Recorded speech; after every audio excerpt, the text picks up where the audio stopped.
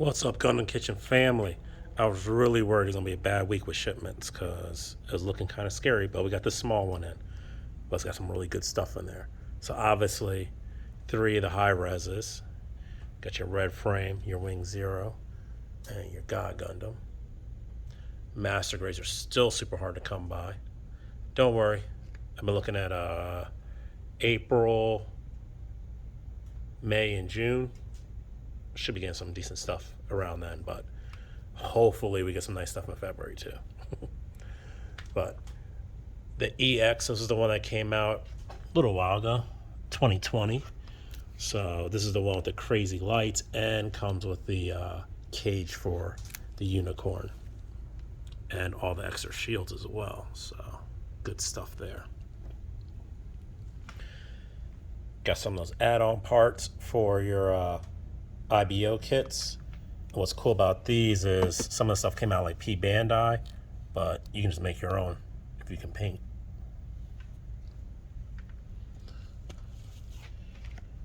And then you got the Lumberjack, very nice Hexagear kit. Can actually fit a pilot in there from the Hexagear line. So very cool, especially if you like to do something, mix it up a little bit, do something other than just Gundam. That R-Type, that's a very nice one. If you like that video game, that's a great shelf piece. Few high grades. Got that T-Rex back in. And then on to the female Mecca, which has been a huge category lately. Everybody's getting on the game. Third parties, everybody, like other companies that didn't even really make too many mech models, all of a sudden they just jump in like, yep, we can do this. And one of those is, I think this is the first release from Good Smile on what they call Act Mode, and they're advertising it as a action figure plus a model, but I think it's just virtually the same as any other of these mech girls we've been seeing. And she has one of the biggest, stupidest looking weapons I've ever seen. This is crazy big. She has some strong arms, or has its own gravity field, I don't know, but that is a big weapon. Character looks pretty cute. Doesn't really have too much built up on her like most of the mech girls. She's actually kind of just an action figure look with a really nice cloak or jacket going on. So very interesting.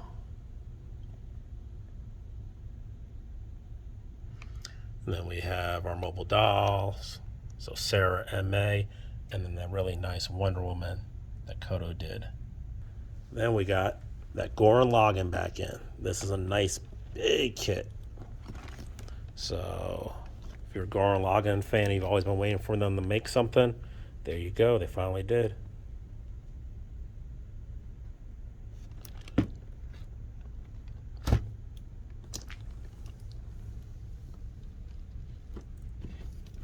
And then Zoids. I haven't seen a Liger in a minute.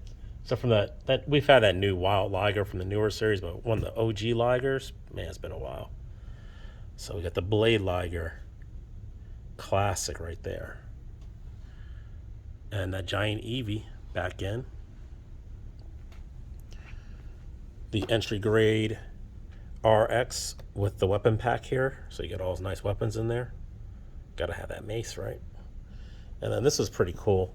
So Fantasy Star Online 2, they've been making, Kotobaki has been making stuff for them for a while, years, probably since I've been open, so at least 7 years. And this one's, I guess, one of their newest releases, very nice looking. And what I find really funny is that it has a huge blend of Japanese and English on there. So I usually see this where like the title name might be in English, but almost everything else is in Japanese in the front. I guess they didn't want to, spend any money changing the front art. Makes sense. But this side is really funny to me because it has front, back, gimmicks, weapons, but then the detail stuff is in Japanese. What does that do me any good? I'm sure they have words for these in Japanese. Why wasn't it all in Japanese? I don't know. Just bugs me out. But I used Google Translator and figured out what that meant. And it's basically saying that these backpack pieces can be built in a couple different ways, and they are interchangeable with other stuff from the series or even other stuff from Kotobukiya. So you can throw those thrusters on a frame arms girl or on that hexagear thing back there. So that's kind of cool. Nice that they actually tell you what you can do with it. And then there's a nice picture of it unpainted, which is always good to see. And it looks really good. And again, a nice, like this side makes sense though. Like that's in English because it's probably exactly the same thing about warnings. But the other side's weird. And then lastly,